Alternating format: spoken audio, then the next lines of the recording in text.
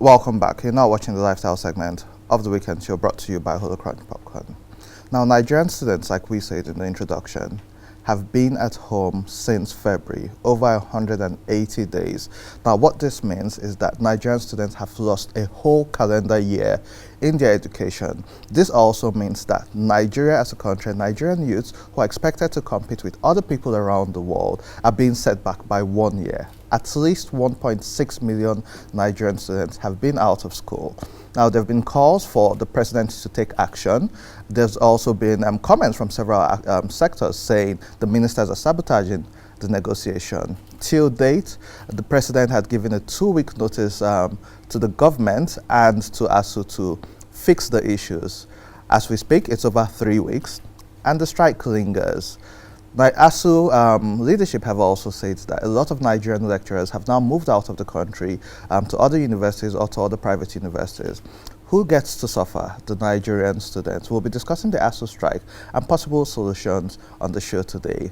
And having this conversation with me, I have a return guest, Calvin, CEO of Dairy Hills. Of Dairy Hills. Welcome back to the Weekend Show. Thank you, Andy. Good morning. It's always good to have you here. But on today's show, I think it's quite sad that we have to have this conversation about Assu strike. It's bad enough that bandits and terrorists have shut down the education system in the Federal Capital Territory. Parents were told to take their children home. Federal schools were shut down. Even private universities now, they have to have classes virtually. But before that, Assu went on strike since February. What's your take on the current to be honest with you, I think it's there are two sides to the argument, and I'm not.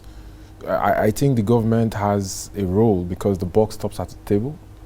The government, the administration in power, they have a responsibility to fix it. They don't get to pass the blame to anybody else. The opposition can afford to pass the blame, but the ruling party cannot pass the blame to anybody else. The president cannot say he's giving the authority to the incumbent candidate of his party to negotiate on behalf of the party, because his incumbent candidate of the ruling party is not won an election, right? It's not won an election. So for me, like a month ago, it was completely laughable that the government, the president hinted that he had given a signal to the incumbent party of his candidate of his party to negotiate on behalf of the federal government. It's completely laughable. But let's go back to the issues.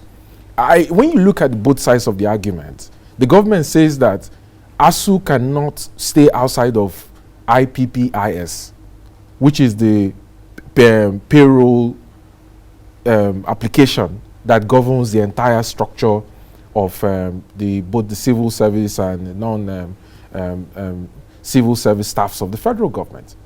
Assu says that the way the system is designed doesn't cover for sabbatical leave, doesn't cover for end allowances. It says that at 60, you have to retire from the civil service. Assu says that in the professional cadre, in their own promotional and remuneration cadre, they are allowed to stay until they are 70. In the non-professional cadre, they are allowed to stay until they are 65. So Assu is saying that there should be like a unique application that covers these areas that the IPPIS doesn't cover. The federal government says that you can't stay outside of the system and expect that you continue to increase the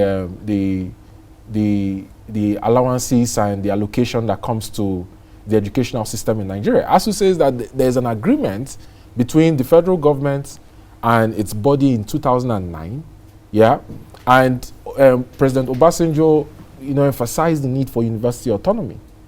So for me, looking at it as an observer, I believe it's the failure of the government to reform the educational structure in Nigeria, just like the government has failed in its role to reform the petroleum structure in Nigeria, which has brought us to 4 trillion naira subsidy today, and the World Bank says it's going to get to 6.4 trillion by 2023. Yes, in my opinion, I believe that the Educational Trust Fund Act that IBB, General IBB, passed in 1992 that established the TET Fund Cap 16 of the laws of Federal Republic of Nigeria in 2011 is flawed. And here's why I'll tell you this.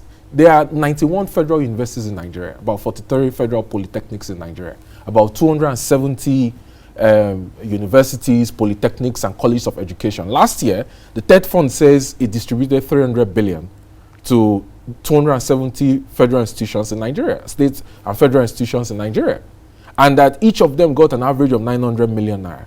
But here's what I found out. When you do the numbers, you realize that there are about 30,000 students in each federal institution in Nigeria. And on a per capita basis, each student gets about 30,000 naira a year. The question I have for you, Andy, is can 30,000 naira train a 20-year-old grown adult in the educational tools and resources it needs to be able to face modern day challenges? That's the question I have for you. You know, it's unfortunate because 30,000 naira, that's minimum wage for 1 month, which you're allocating for a year. Yes. And so that's interesting. But let's break this bit by bit. I'm well aware of technology and the IPPIS system, which they've complained about, and they've offered their own UTAS. Technology was created by people. You can create subcategories in IPPIS to accommodate the education sector, which allows for the age, for the sabbatical and the likes. Why can't they just modify the application and create a subcategory for the lecturers and accept that term? And you know that's out of the window. I also created UTAS that covers this unique. Why do they need to create a different one when they can? And this is I think this is the challenge. This is the challenge of the government refusing to recognize the application that has been created, or adopting the technology that was created by Assu to address the unique challenges like the limit on the retirement age and sabbatical and end allowances that are due to them. So for me, I feel the part of the negotiations should be, like you said, creating a subcategory like that models what the UTAS covers does, and that encompasses these areas that ASU has outlined to the federal government. Yeah, but I do not believe that this is the solution to the problem. I do not believe, because the purchasing power of the naira keeps dropping. Yes, inflation keeps rising. The cost of training the average child in the private school, for example, today, the average child of like 7-8-year-old pays about 400,000 naira per term to get quality education. So the question we have to ask ourselves is, are we being realistic when we say that it's okay for a UNILAG student to pay 53,500 naira for school fees for the entire year? Now you can say, okay, you know what? This is the subsidy that the federal government provides to Nigerians for being citizens to train them through school. The question I'm asking myself is, what quality of education is your 53,500 naira given to you at UNILAG for 4 years to be able to, tackle the challenges that you'll be presented with when you graduate from school?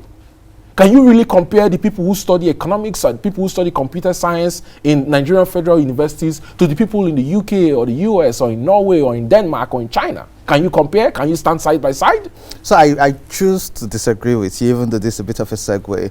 Nigerians, after studying in our universities, I went to a Nigerian university for my undergrad where windows were a problem, fans and ventilation was a problem. But you've had students leave Nigeria and go work in other countries, and they're the top tier.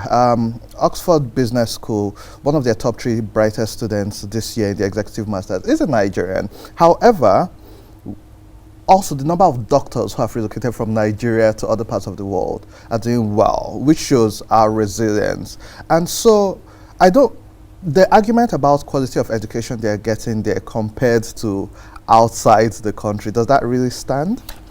Isn't this why the lecturers should even be remunerated more? I absolutely believe that lecturers should be remunerated more because they are treated very poorly, just like doctors and nurses are treated very poorly, just like the soldiers, some of them are treated very poorly, and I believe this is a task for the next Nigerian president, to ensure that the people who are considered as essential workers are placed as priority.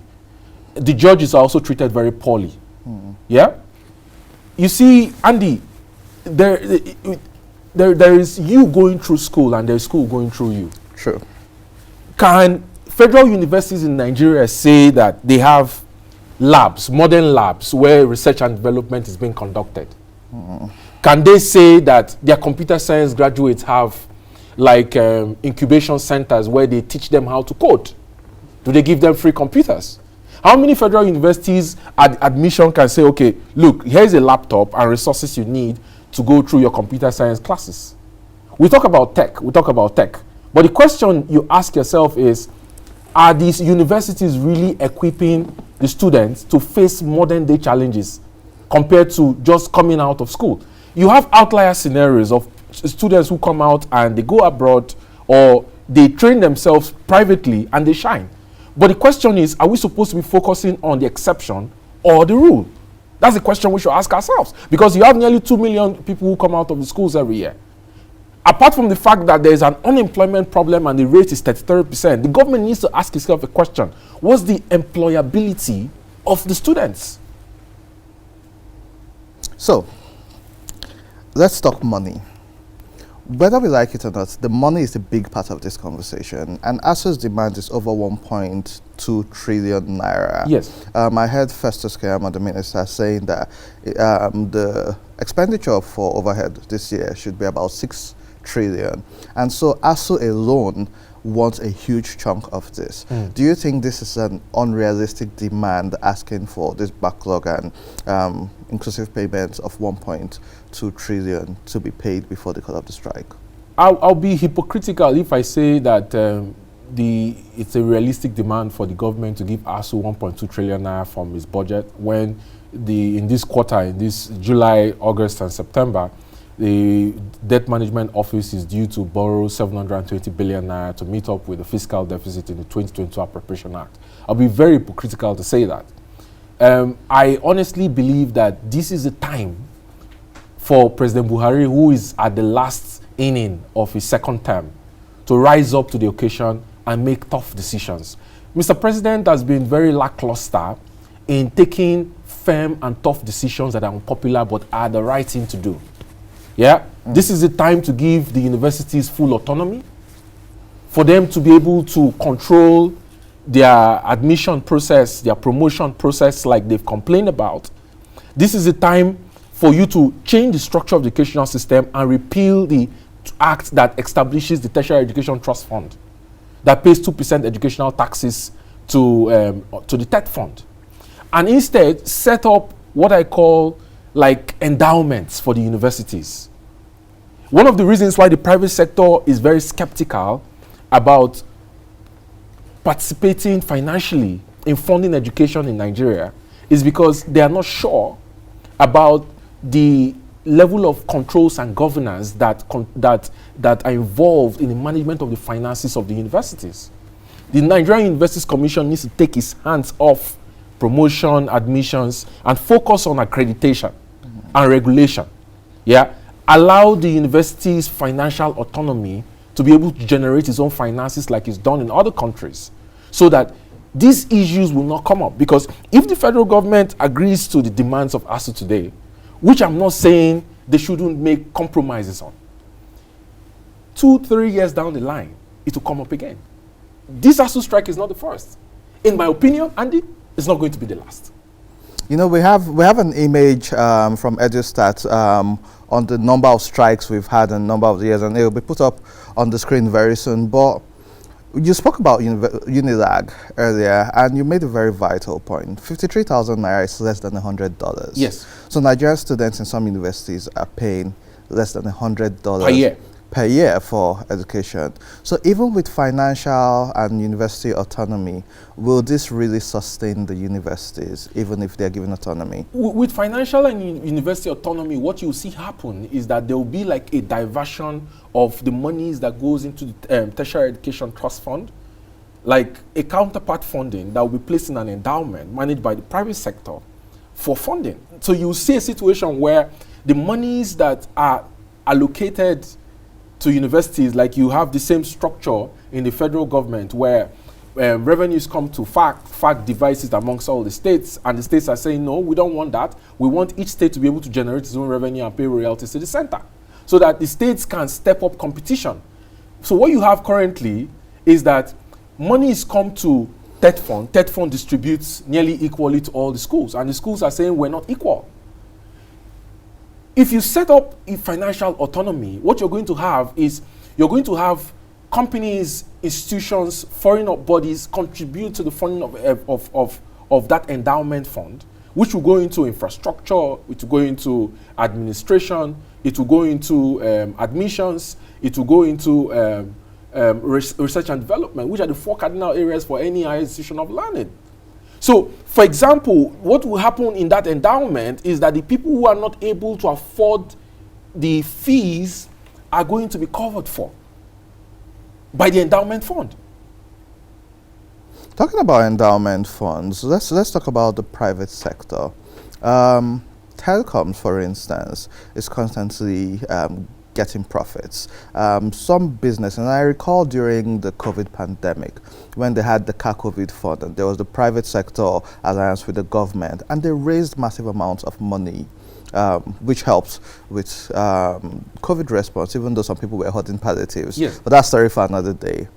Why isn't the private sector also stepping in? Because when you see other universities abroad, you have these endowment funds by individuals, by wealthy people, by alumni who have come together to put a fund to sustain the school. Do you think it's because the schools don't have the autonomy and the money may go back to government? Or why isn't the private sector The private wading in as sector well? believes that it's already paid its quota in the 2% educational tax, and it doesn't trust the government. I'll be very blunt with you on that. The private sector doesn't trust the government. That's why they are not stepping in. Give the universities financial autonomy and set up endowment structure and show them transparency in your controls, audit, and governance, and you see the private sector step in, Andy. So it's alleged that we're now borrowing money to pay salaries. Yes. We're now borrowing money to pay for fuel subsidies. Yes. Governor Mahi has come out to say it's unfair and the government doesn't have to borrow to pay teachers. The minister, Festus Keyamo, has also said the government can't borrow money to pay teachers. What's your take on this if the government is literally borrowing to fund every other thing at the moment? I think it's irresponsible for the governor of Ebonyi State to say that because his child just graduated from a UK university, Osborne University. I think a public official in the ranks of a governor should not say that publicly. You can say it privately, but you can't say that publicly. Because when you look at the things that the government borrows money to do, it's kind of morally irresponsible for him to make a public statement like that. Right? I think these are discussions that should be had privately. But at the end of the day, if the president doesn't make the tough decisions that he needs to make, the government has to borrow and make compromises with ASU to ensure that 1.8 million young people go back to school. There are so many people who are waiting for their transcripts to be able to get foreign admissions, and that is a jeopardy. There are so many people waiting to graduate and pass out, and that is in jeopardy. A governor of a state whose child just graduated from a university in the UK cannot say that. Interestingly, I started a PhD in a Nigerian university in 2018. And it's now 4 years for something which would have been done in 3 years. So I know what it feels like to have years wasted.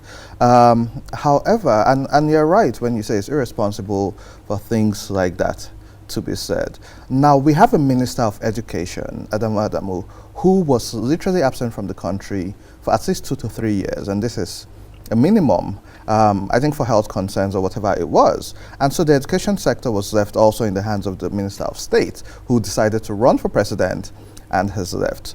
Do you feel the president's failure to change the Minister of Education or fix that sector way earlier led to all of this crisis? Yeah, Andy, a typical example of why everything rises and falls on leadership is the example with the NDLA. Even the opposition has congratulated the president for appointing General Buba Marwa into the NDLA. All Nigerians have seen the overnight transformation of Nigerian Drug Law Enforcement Agency. Everything rises and falls on leadership, Andy. If you have the right heads in the right place, you're going to see things transform. So I will say this, and I'll say it with my chest. The next president needs to ensure that ministerial slots are not given based on political party quotas. The president needs to be firm, sit down with his party chieftains and says, look at these critical sectors like education, like petroleum, like energy, like finance, like agriculture. I am not giving to any political party chieftains as a compensation for bringing me into office. I'm going to put the people who need to be there to ensure that the right things are done. I'll say it with my chest.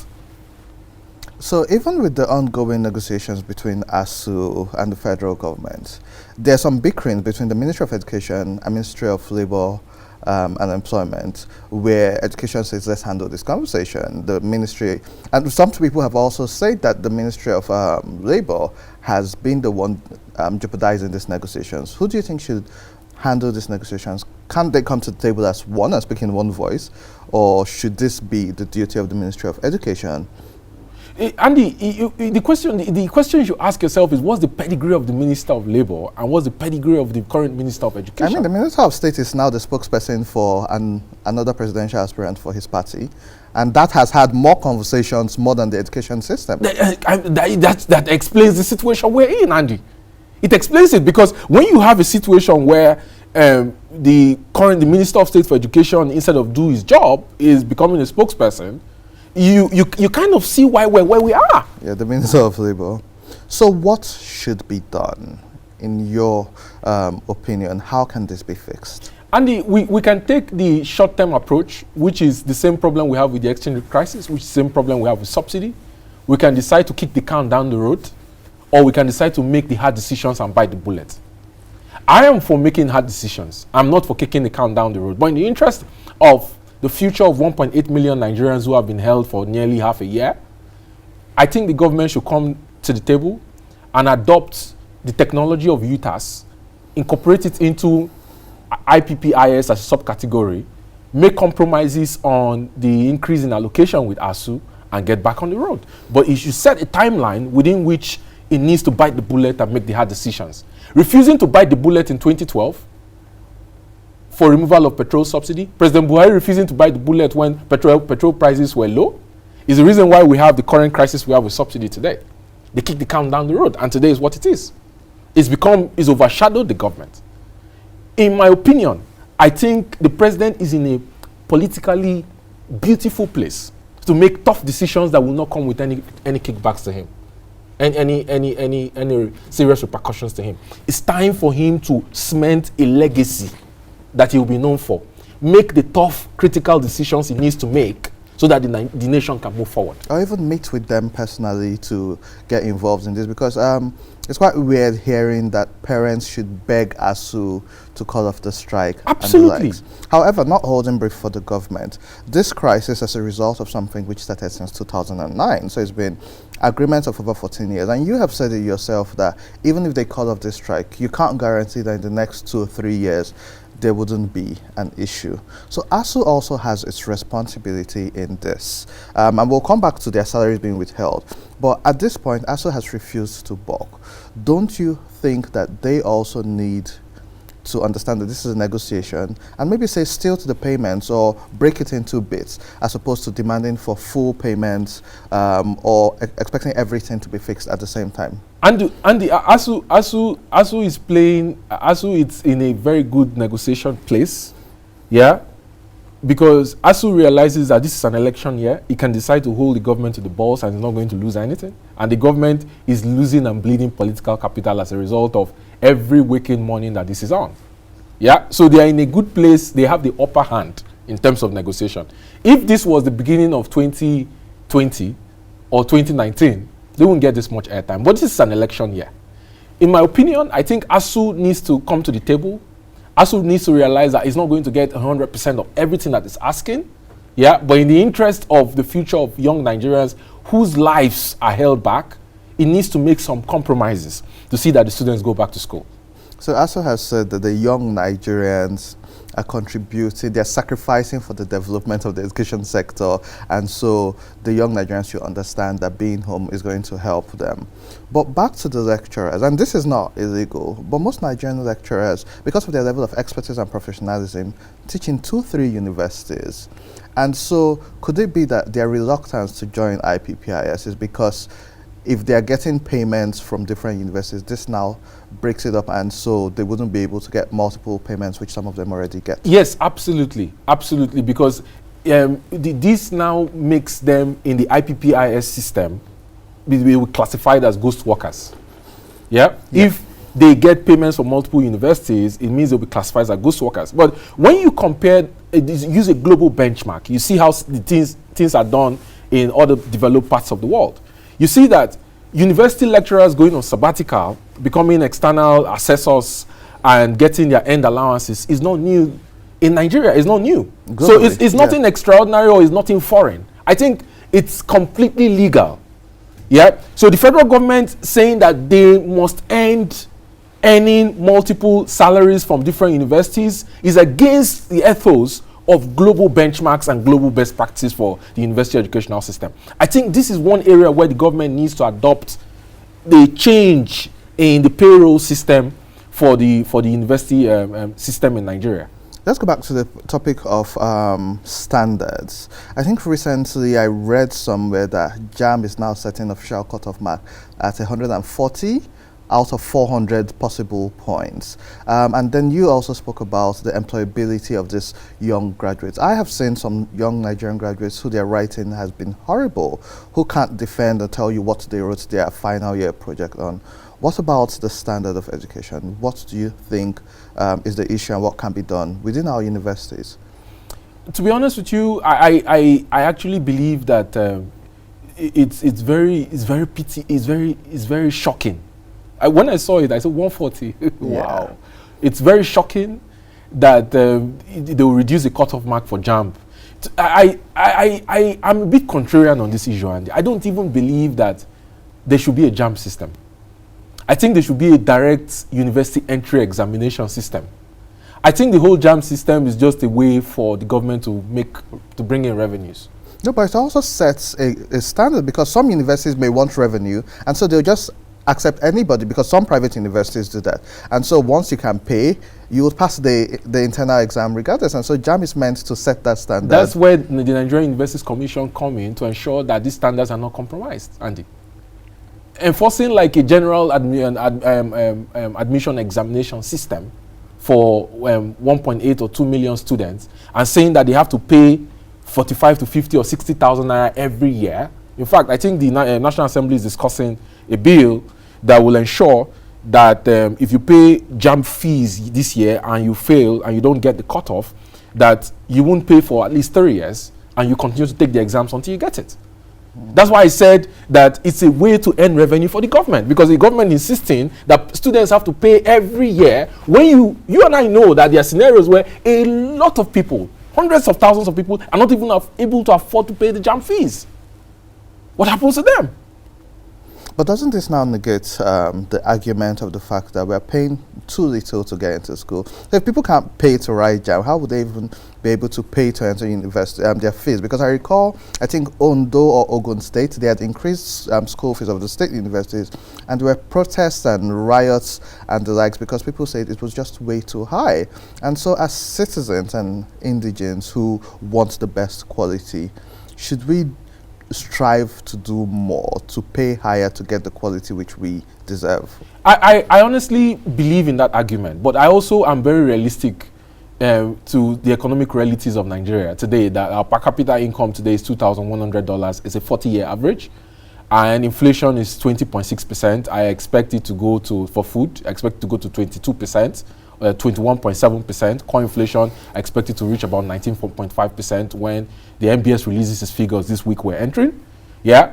I also realize that today, as we speak, there are millions of Nigerians who are unable to afford 30 square meals a day. They're unable to afford 30,000 naira every day. Today, as we speak, they're unable to pay their rents. So I'm not oblivious to the economic realities of Nigerians.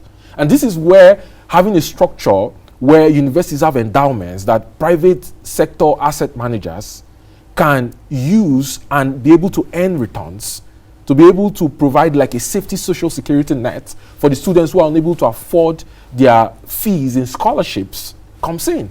I think it's a better safety net than you throwing it out to the people to pay increased school fees that they are not even able to afford. Kelvin Emmanuel, I think you should handle these negotiations on behalf of Nigerians and ASU. Always a pleasure having you here. Thank And to our viewers at home, this is a good place to leave it. Thank and you. we do have more on the weekend. So the political segment, we'll be talking about youth involvement in election participation and politics. And we do have Emeka giving us his poetic interlude and a brilliant guest performance. Once again, thanks, Kelvin Emmanuel, CEO of Diary Hills. Always a pleasure to have you here. Thank you so much. We'll go on a quick break. Don't go away. More on the weekend show when we get back.